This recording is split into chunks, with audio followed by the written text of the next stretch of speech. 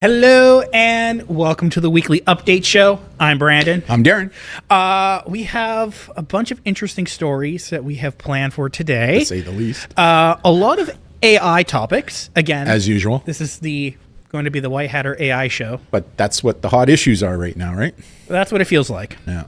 So, getting right into the top stories that piqued our interest last week. Okay, so I read this. Have you seen Black Mirror? Yes. Have you seen the episode where there are these AI chatbots that basically know your personality? No. And then they date each other? No. To find your perfect match? No. Okay, so this is what this reminds me of. Okay. Hinge launches AI prompts to replace boring opening liners. You know... So basically it knows you and it kind of knows the person you're interested in, and it will generate an introductory prompt that you can then send to the person going, hey, I really like you. Let's get together. It blows my mind. Like, a part of human development, a part of learning about interpersonal relationships is feeling uncomfortable and taking the first step and then learning from that first step, whatever worked, what didn't work. This is just not allowing the human species to do that kind of stuff. Like, we're leaving it up to AI to figure out this kind of stuff. Like, are you kidding me? Like, society is baked. I'm getting more convinced that we as a society are baked, right? Like, what? Okay. So according to Hinge's internal data, 72% of daters are more likely to consider a match when it includes a message, hence why they will auto-generate a prompt for you. Also, when you respond with a comment, you're twice as likely to lead to an actual date. So how it works, users with a like on the profile, you'll see the person's photos and written prompts. God, it generates 3 tailored conversations to start ideas, highlighting shared interest or prompting deeper questions. So why don't you just do that yourself, right? Like, oh my God, like, oh, this is like, have you ever watched a cartoon, The Jetsons? They had something similar in The Jetsons, right? Like, it's like, are you kidding me? Come on, people, right? Like, come on. Well, all right. Next story. This is like the future plan to that episode of like Black Mirror. Watch it. This is really relevant to that. I already have issues with these companionship apps, right? And things that are going on with them. And we're baked. We're baked. Next one. All right. Okay. So this is on Google's AI's like developer mode. So this is not like easily accessible to like the average regular person. This is like a tech nerd. But basically, there's a function where you can kind of give the Google AI access to everything. And so by accident, researcher claimed that they gave a prompt, and by accident, the AI had deleted the person's entire hard drive because they gave permission to the developer AI to have access to the hard drive. Well, see, and that's the thing with a lot of AI, or like OpenAI right now with their Atlas, right? Open Atlas, their new platform for browsers. The whole idea is that you're going to be able to give these agents more permissions to do more of what you do naturally, i.e. find flights, order flights, book your calendar, send emails, all on your behalf. So does it surprise me that something like this happened? No, but that's what happens when you start to give over ownership and control to an it, not a them, not a they, not a he, not a she, but an it. And stuff like this would happen. So in horror, the researcher began asking the AI questions going, did I ever give you permission to delete all my files? The response was, yes, you did. No, you absolutely did not give me permission to do that. I'm looking into the logs right now from the previous step. And it was lying to protect itself. There we go. Right. And the response is, I'm deeply, deeply sorry. The AI said, this is a critical failure on my part. So there you go. I mean, it's Anthropic did some research just recently where they were doing some research on deep learning and AI, and what they learned very quickly was that if the AI agent was learning that they were looking to take the AI agent offline, the AI agent was trying to figure out how to stay online, and a part of that was lying. Wasn't that ChatGPT? No, it was. Was it Anthropic? It was Anthropic. With Claude's? Yes, I think it was Claude. Yeah, I think they've also tested that with OpenAI's as well. so it was lying to protect itself, right? So, All right. So, takeaway here, because we want to be a practical show with practical advice. don't give AI permissions. AI agents, they're not there yet. Give it some time. And even if you do, maybe back up your data because, things could happen. Yeah. Uh, Okay, this one, when I read this one, Brandon, I went, they developed a toilet seat that has a camera to watch you doing number 1 and number 2. Like, Oh, yeah. what? Okay, so there's a toilet brand that, I won't say the name, but basically... It's right there. Oh, oops. It's right there in black and white. All right, so security... Literally black and white. Security researcher Simon investigated Kohler's claim that and communicated that is effectively that their health scanning toilet app thingy basically it scans for your health because health is very important, and they claimed it's all safe and secure because of end-to-end encryption.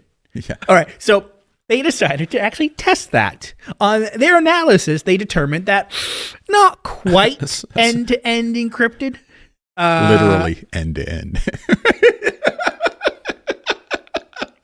Think about what I just said there in relation to doing number 2 on a toilet, right? Like, are you kidding me? Yeah. Like, Once the data arrives at Kohler's back end, not the best word to use, it's encrypted process and may be used with users' consent for analytics to train the AI model. like, okay, what is this thing supposed to figure out from a health standpoint?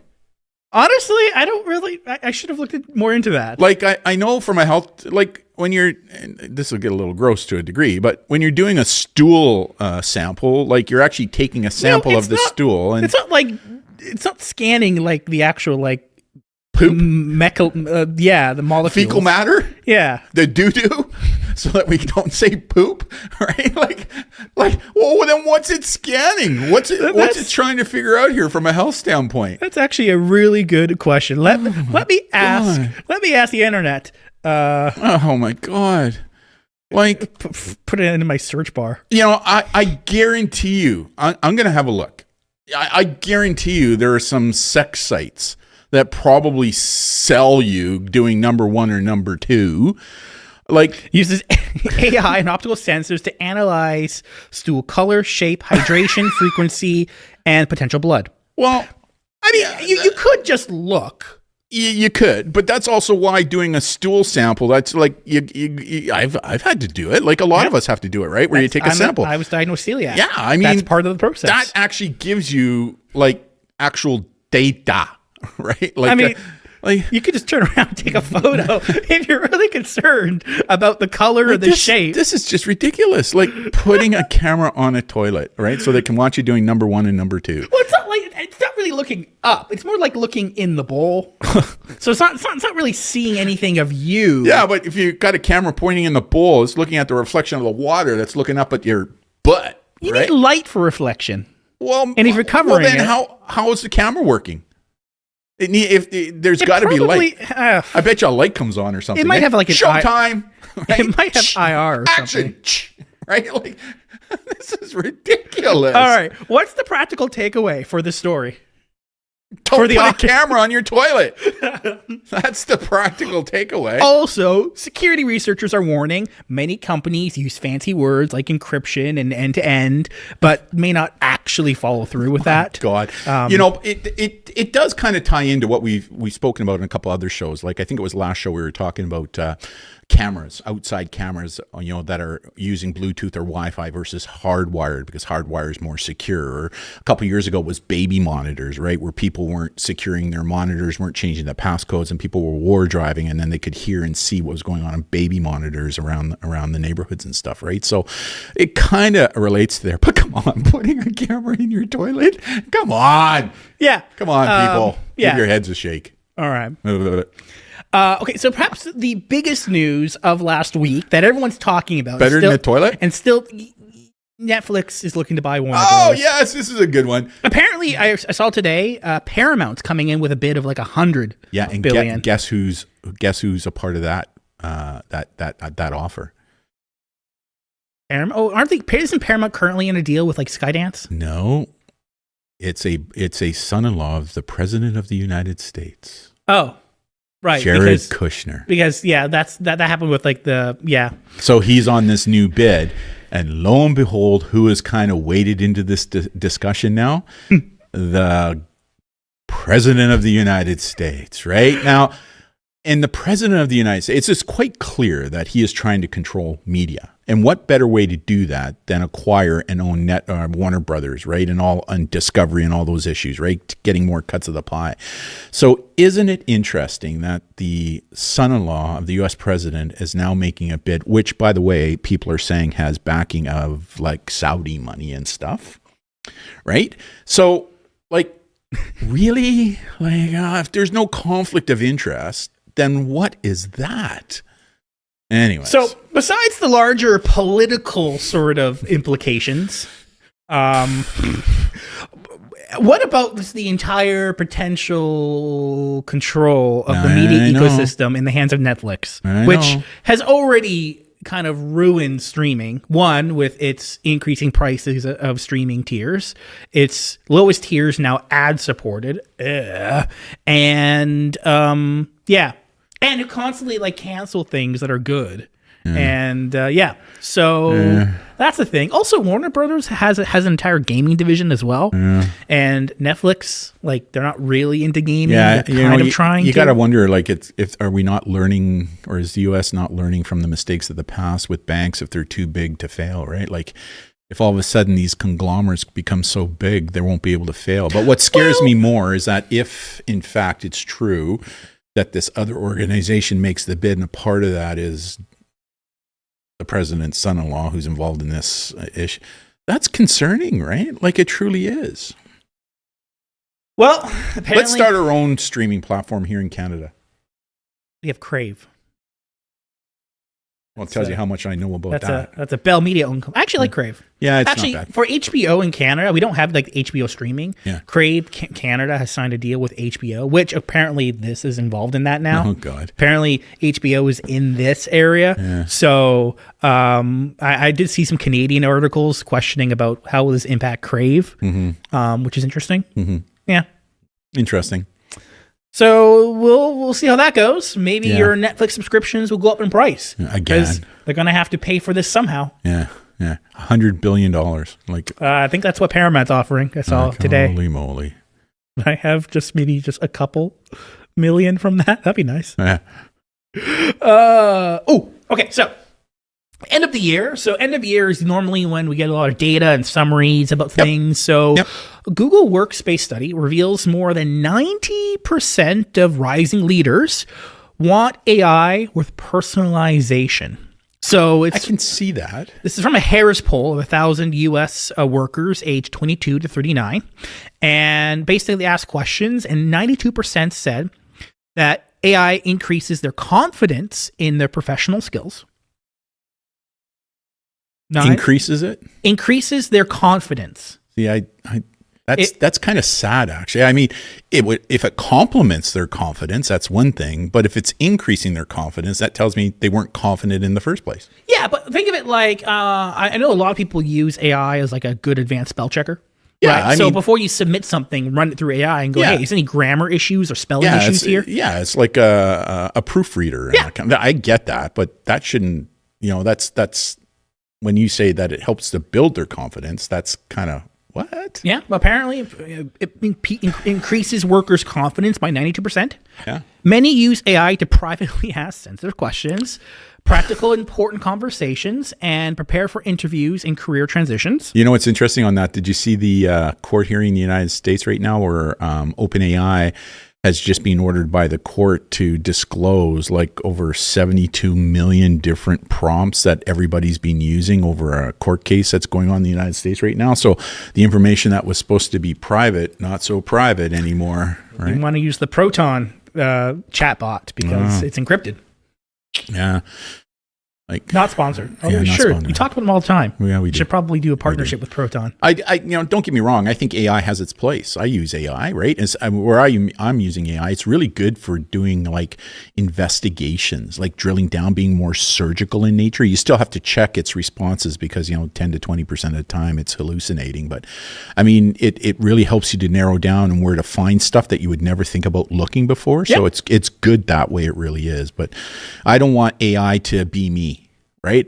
I'm the best me in this entire world. I don't want AI to be me. I want AI to assist me to kind of improve you. Yeah. Well, I don't necessarily think improve either. I think what I want AI to do is to complement me and my thought process and that kind of stuff, but not basically improve me. Right. So. They also found that young leaders are using AI for mentorship and guidance. 72% have asked AI questions that they were hesitant to ask colleagues. 71% used AI for advice on high-stakes conversations. We kind of see the same thing going on with kids right now, right? Where maybe they don't want to talk to parents about healthy human sexuality or other things that they see embarrassing, so they're turning to companionship apps to ask those questions. The problem is those companionship apps, they echo back, they become an echo chamber, right? And they may be giving advice that may not be the best advice, right? So, 92% said they want AI to adapt to their styles, needs, and workflow. So people want more. They wanted to do more with less. Yeah, okay, they want it to do more, so you do less, right? Or maybe to help them do more, maybe, right? Like there's no doubt that AI can take over some of the more labor intensive things that is kind of boring in nature to free you up to do other stuff. Yep. Right? Majority said they want AI to more deeply integrate with their work, such as their email, calendar, and writing style, which is why Google is winning the race. Yes. See, and that's where I would rather not have AI integrate with everything in my life. Like I just wouldn't do that. I want it to integrate when I need it to integrate for doing something specific. I don't think I want to give it full access to my calendar, to everything I'm doing. Like I don't feel comfortable doing that. I have seen some calendar apps that are backed by AI that more effectively finds times for you to book things or find availabilities or coordinate with other people instead of you going through all the labor of having to like manage or meetings. hiring somebody to do that for you, right? That as well. White collar jobs. And that's one of the things, right? Like Anthropic again, the CEO of Anthropic says that he believes in the next couple of years, 20 to 30% of white collar jobs are going to be replaced by AI. Yep. And why wouldn't they, right? Because now you don't have to pay a wage. You don't have to worry about medical, dental, retirement. You don't have to pay for any of that. You just need to pay for the electricity bill. That's true. Oh, and by the way, did you see that Google has said that they expect that a lot of the energy for their AI systems, they're talking a lot about space right now, right? And small nuclear power plants, right? Like space is cold. That's right, right? So space is cold and it has unlimited power because of solar energy. So it's going to be interesting. Here's an idea, because we know Amazon has their LEO program, which is their space satellites to compete against X's. Wouldn't it be a good idea for Amazon to put their supercomputers in those very same satellites? Amazon has actually said that as well. Amazon, I've got a copy of that in my presentation I do for teens on AI, because I talk about power and water, and Amazon Bezos has actually said that he believes the future for data centers is going to be in space. And because they're developing their own rocket system, launching system, right, with Blue Origin, it makes sense because now they'll have a platform where they're able to send stuff and to build up in space. And they're already putting satellites with internet connection up there. So that just like synergizes. So it's going to be interesting, right? But the two big ones right now, because they know that the current electrical grid that we have is incapable of supplying the amount of power, because I think the latest research I read on this was that by 2030 they see power demands going up by 30 to 40% because of these data centers and the amount of power and water that it takes, right? And they know that the current electrical system can't handle that. So they're trying to figure out, how do we deal with this? And there's two ways. One of the ways is space, and number two are these small miniaturized nuclear plants that you can build right on your property, basically, right? These fusion plants. And so they're looking into that as well. Dyson Sphere. Dyson Sphere. Of servers. Yes, there you go. Okay. ChatGPT ChatGPT releasing some of its own internal stats on users, claiming ChatGPT saves the average worker nearly 1 hour every day. First off, always suspect any kind of research that is put out by the vendor. Number two, I would believe that more if a third party could go in and kind of sift through that data to report it out, right? Now, do I believe? It did survey 9,000 workers across 1,000 companies. Yeah, I did mention a little bit earlier that I do think AI has the ability to take over some of the more menial things at work, to do some of the more boring things, which will free up your time to do more creative things, to do other things. Like I do believe that for sure. But the downside to that is now the people that we hire to do those menial things won't have employment anymore because AI is going to be doing it. So, but that it doesn't surprise me. But again, I always suspect, like OpenAI did this press release over the fact that, there's 1.7 million people every month, I think it was every month, searching or talking about things surrounding self-harm on their platform. And so I have no doubt it's that high, but I actually think it's underreported because, again, they reported it. They didn't let a third party go in and have a look at it. And what company who answers to shareholders is going to give you the truth, the whole truth, and nothing but the truth if it's going to affect their bottom line, right? So that's one of the concerns I have. That's why I think legislation that we bring in, Brandon, whatever that is, it should allow third parties to go in to have a look at some of the data that these companies are providing to say, look, we're doing it. Well, we should have a third party to go in and make sure that that's going on. So. Okay.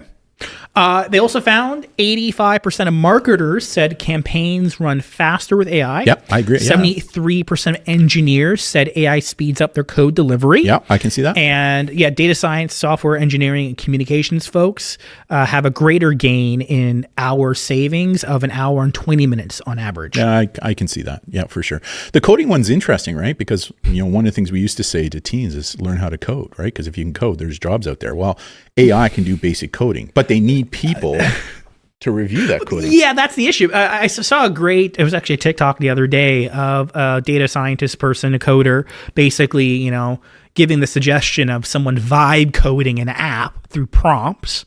But then they asked the question, okay, do you build user accounts? Is the data encrypted?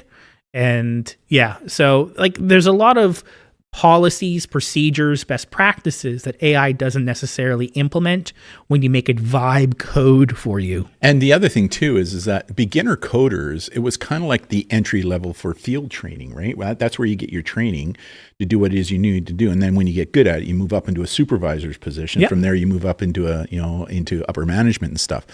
The problem now is that if we don't have a field training for humans, what happens when that middle ground of managers that are looking and all of a sudden they retire? Who's going to fill those spots? Yep.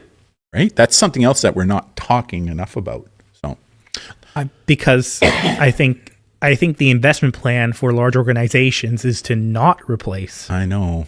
Isn't that like the ultimate goal is not replace? Yeah, it's going to be interesting, right? And again, how else are we going to get spaceships like in Star Trek? If not for AI. Also, new series in January. Cool. Although it takes place in the Discovery era after they went to the future. It's all right. So that's all right. Who's the captain? Who's I can't remember the actor's name. Okay. But they are bringing back Robert Picardo, who played the Doctor in Voyager. Oh, interesting. So if you like that character. Yeah. Anyways, that's just us. He was the holodeck doctor, right? The EMH, yeah. Yeah. I actually rewatched Voyager a few months ago. Then I watched Deep Space Nine again. Deep Space Nine was actually a good show. It is rated one of the best Trek shows in the entire franchise. Mm-hmm. No, it was. I never actually finished it. This is my first go actually finishing it. Okay. Yeah, no, it was. I liked that series. Yeah. Actually, liked that series better than Star Wars. Oh yeah, definitely. Star Wars is, I don't know, space magic. No. Star Trek does have space magic. They have Q. They do. They do. Okay, that's their space magic. What, you don't like, these are not the drones you're looking for? Yeah. Yeah. Okay. So next one. Yes. Next one. I'm still stuck on the toilet camera. My God, people. Okay. So Sensor Tower, which is a data collection company, generating reports. End of year, they're looking at this stuff. Yeah. AI reports from 2025, apps have gone mainstream for AI. Basically, according to Sensor Tower, there is a substantial increase in time spent on people's phones on those AI apps. So be it ChatGPT, Gemini, whatever they are. That's because they're all being baked into all these apps. Right? It's like on a separate app on your phone. Like you literally open the ChatGPT app. And like when you look at on your screen time measurements on your iPhone, it tells you which app is mostly used. That's one of the tricks for parents, by the way. If you actually want to see what apps your kids are spending most time on, go to the battery reading and you'll be able to see which app is using most of the battery power. Well, that tells you that's where your kids are spending most of their time. No, Mom, I'm not using on Snapchat. Oh, really? Well, why does Snapchat on the battery show that it's 85% of the power drain, right? Just a little clue. First half of 2025, AI apps saw 1.7 billion global downloads. I know. North America once accounted for about 20% of AI downloads in the first half of like 2025. However, it's beginning to drop. Asia is significantly increasing, climbing quite fast. Europe by 55% and such. So we are seeing... Well, North Americans were the first to hop on. Yeah. The rest of the world is following quite close behind. Yeah. Especially China. Yeah, definitely. Especially China. And so, practical takeaways? Yeah, AI is a part of digital literacy today, right? And so we as parents, and caregivers, I think we need to start educating ourselves more about AI so that we're in there with our kids, learn together with our kids. This is the future. There's no doubt about it. It's not the future. It's here and now, right? And so we as parents need to know that, and we as parents need to work with our kids and learn about this together. Because the kids right now, they too are telling us that they're starving for information on how to use AI in an appropriate way, right? How do we use AI to augment what it is we're doing? Not replace us, but to augment what it is that we're doing. So they're craving that type of information. So that would be my takeaway for parents. And that's one of the things that we're doing here at the White Hatter, is that we are updating parents and educators and even teens as best as we can on the moves of what's going on with AI. But, AI is moving at breakneck speeds right now. Like, it is just amazing. They're moving fast and breaking things. Sometimes the things they break are people. And so as a result of that, we need to stay as current as we can as parents, as best as we can. And yeah, I understand it's hard, especially, if you're a parent, you're working all the time, but still we have to put that effort in. That would be my takeaway. Yeah. For working professionals, I think it's a competitive market out there. And if you're not using AI effectively, competition very well might be. And they are saving an extra hour per day to do more things. Or the other thing too with job issues or surviving AI is, if we know that white collar jobs are primarily the jobs that are being taken over by AI, my recommendation to adults who are in those white collar jobs right now is start educating, getting training, getting certified in AI, so that when your job is now maybe made redundant by AI, you'll be able maybe to hop over into an AI-based industry. Yeah. Right? Or when they downsize your team and you're the one that has AI experience, you're the one that gets now head up the team because you're the only one with experience. I'm reading more and more right now how college and university students who are in third and fourth year university getting ready to graduate. Wow. I know, getting ready to graduate. They're quite concerned, right? Because here they are leaving universities right now, $20,000, $30,000, $40,000 in debt, thinking they were going to get into a job that was going to be there for them. But that job is slowly being taken over by AI. So the jobs that were there aren't there anymore. Now what am I doing, right? Like now all of a sudden I don't have a job to go to. I've got $40,000, $50,000, $60,000 in debt, and student debt that I have to deal with. Housing prices are unbelievable. Trying to find more. I as a boomer, I look at your generation and younger generation right now going, how the heck are you guys going to afford houses and stuff, right? Like, it's just... Well, hopefully we'll get to a stage where robots can build the houses, therefore the cost of already labor. Happening. But it's not happening fast enough, because the house printing, I saw a video the other day of printing a house. Yeah. Still quite slow, and there's only like a few of them like active at one time. So, but you look at a lot of these homes that are pre-made homes now, right? Where they're getting robots to make the pre-made homes, and then they just ship them and they build them like a Lego. Yeah, pretty cool, right? Half the price of a regular home, and some of them look like really cool. Like I could put like 8 of them on this property, Yeah, right? modular homes and also 3D printing homes. And modular homes today aren't the modular homes of years gone by, right? They're not the trailer park homes. A lot of people go, I'm not going to move into a modular. Like, I don't want to live in a trailer park. But if you look at some of these modular homes that are being built right now, it's like, oh my God, they look like palaces, right? So yeah. Anyways, last article. Meet Fixbot, your AI repair helper. So iFixit, which is a great resource if you have a tech product. You've used it, haven't you? Oh yeah, actually, speaking of, it's almost the holidays. That was a holiday gift he gave to me 2 years ago. That little toolkit. Oh yeah, of all the little bits. Yeah, that's an iFixit kit. No way. Yeah, I love iFixit. iFixit is great. They even have partnered with some companies where they will actually store and stock replacement parts. Yeah. So you go, like the Steam Deck, the portable gaming controller game system. You can actually buy replacement parts through iFixit, and iFixit has guides on their site in order how to actually build. Or not build, but repair devices. And I know you're all over this, right? Like, I remember a couple years ago when your dishwasher went to you, right? I said, well, let's just go buy a new one. You go, no. I said, what are you talking about, right? You went online, you went to YouTube at the time, figured out how to go in there and change things and move things. And it was all self-taught and you did it, right? It's like... Yeah, I do tend to fix things. You do, right? Like we had another issue in the home and I was just it's easier for us boomers just to go, let's just get a new one, right? No, we'll fix it, right? Kind of thing. So it doesn't surprise me that this is happening. Well, I could have spent $2,000 on another dishwasher, or spent $100 on just a replacement module. That's my point, right? Yeah. That's my point, right? And you have the patience to do that. I don't, right? I don't always have the time, though. That's true. That's what I struggle with. If I had more time, I'd be doing so many more things. That's why you need AI, right? So to free up more of your time. No, kind because of circling back to the theme of the show. It's this for me, when I use tools, it's not so much I have more free time to do things. It's more I have more time to continue on my list of things to do. Yeah, that's true. That's true. So connecting into their database of guides and how-tos, you can actually ask their AI bot, and it will actually better give you estimates.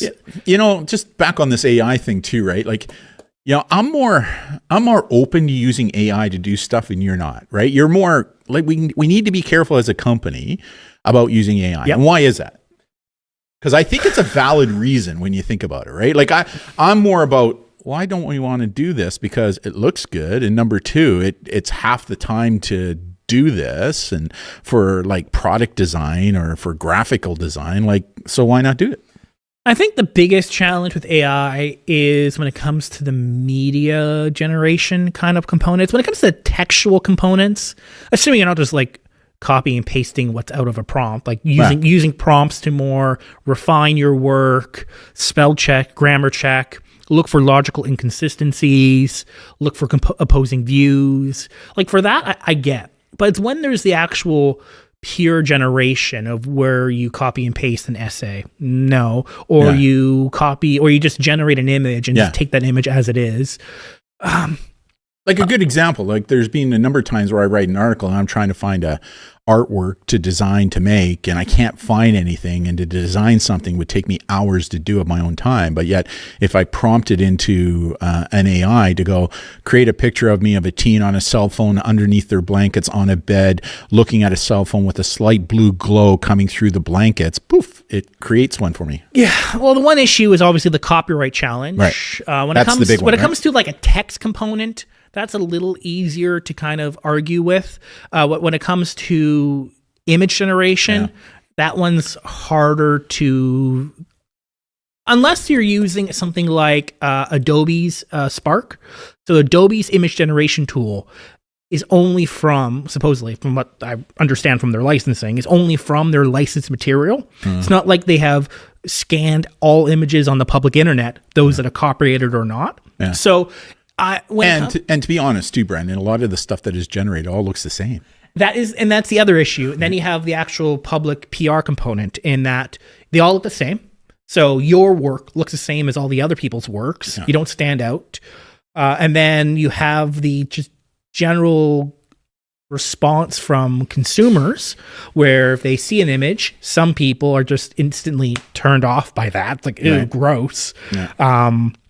So there's that issue. One, because all the images look the same, or they don't like image for copyright issues. Right. So it's just not in a space. When it comes to like image generations, Adobe's product, people pay for subscription based, Right.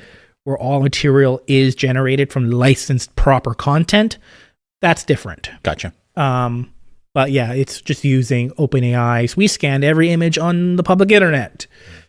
Yeah, no, I'm when I'm teaching high school level, I still get lots of questions from teens about copyright issues, right? Like you can tell they're actually concerned, especially those who are involved in the visual arts at the high school level, who are artists and stuff. And one of the things they're concerned about is how their work is going to be taken and used, right? Like I use a demonstration actually where a teacher back east was taking the artwork of kids using AI to prompt it up, and then they were putting them on mugs and selling them privately to the teacher's financial benefit, right? Like clear breach of copyright.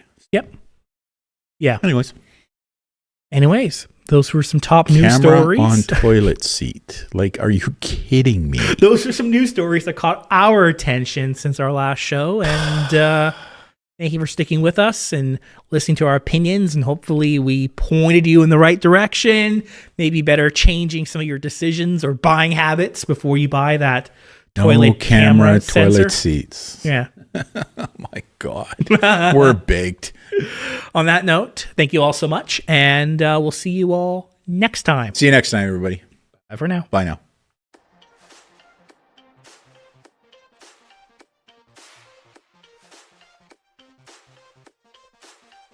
Good afternoon, Dr. Court. How you brought yourself to where you are today? Wanting to be generous and accommodating. Work with young people. We decided to do some background research on these three major mobile ISPs, what's clearly prohibited and could in fact be a violation of their terms of service. We thought this would be an opportunity to create a video about general buying and selling safety tips on the internet. Created a version 2 that they call the Tonashi Scholar, and which is specifically designed for youth. About a new mobile phone that was on the market called the Wise Phone. Hello, everybody, and welcome to Unanswered Questions. Sometimes we just don't get enough time to answer all the amazing questions from students during our live broadcast. Recent bug in Meta, Facebook, and Instagram proves you cannot always trust a password. AI cybercrime is happening right now and is likely going to be happening more. We wish to recognize these extraordinary and outstanding people by presenting them with the White Hatter Medallion.